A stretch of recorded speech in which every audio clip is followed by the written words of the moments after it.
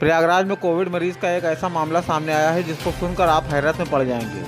दरअसल एक कोविड मरीज की मौत होने के बाद भी वो घर से आया हुआ खाना भी खाता था और जूस भी पी ले रहा था। सुनकर किसी को भी हैरानी हो सकती है, लेकिन ये सच है। अब आपको इस खबर के पीछे की सच्चाई बताते हैं। दरअसल 82 साल के मोतीलाल कोरोना पॉजिटिव पाए गए तो 13 अप्रैल को उन्हें सारण के कोविड वार्ड में बेड नंबर 37 पर भर्ती कराया गया था। 16 अप्रैल को उनको दूसरी जगह शिफ्ट कर दिया गया। इस अवधि में उनके बेटे बच्चीलाल खाना और फल अस्पताल में देते रहे और 17-18 अप्रैल को लॉकडाउन की वजह से वो अस्पताल नहीं जा सके, लेकिन 19 अप्रैल को पेशेंट के बेटे खाना और जूस लेकर पहुंचे। उस दिन भी उन्हें बताया गया कि उनका मरीज ठीक है, लेकिन अस्पताल द्वारा बताया गया बेड नंबर 9 पर दूसरे लोगों ने अपने मरीज का होना बताया तो बच्चीलाल के पैरों तले जमीन सेकंड 2-3 लॉकडाउन था, इसलिए मैं नहीं जाता। फिर 19, 20, 21 को मैं कपड़ा जूस सब पहुंचाता रहा। 21 तारीख को जब उनसे बहुत पूछताछ किया तब उन्होंने बताने से इनकार कर दिया।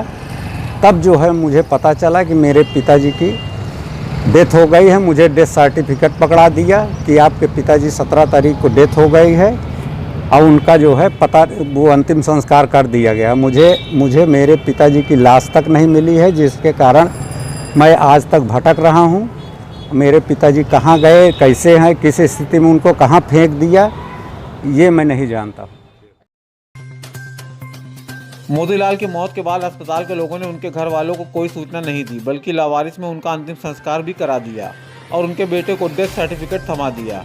बच्चीलाल अपने पिता की डेथ सर्टिफिकेट लेकर घर तो आ गए, लेकिन यही सोचते रहे कि जब उनके पिताजी मर चुके थे तो उनका लाया हुआ खाना किसने खाया और जूस किसने पिया। खाना पीना कपड़ा मैं उनको लगातार देता रहा। इसको पता नहीं वो किसको खिलाते रहे, कहाँ ले जा रहे थे कि खुद खाते रहे। कितने दिन बाद आपको पता चला कि पिताजी खत्म हो गए? 4 दिन बाद। तब तक आप खाना पानी सब दे रहे? खाना पानी सब उनको देता रहा। क्या लगा मतलब बड़ी लापरवाही है इस तरह की? ये घोर संस्कार तक का मौका नहीं मिला। हर बाप का ये सपना होता है कि अपने पिताजी का अंतिम संस्कार करे, 1 गज कपड़ा उनको कम से कम पहुंचावे, यही उनकी इच्छा होती है। मैं नहीं कर पाया, ये वंचित हूँ इससे।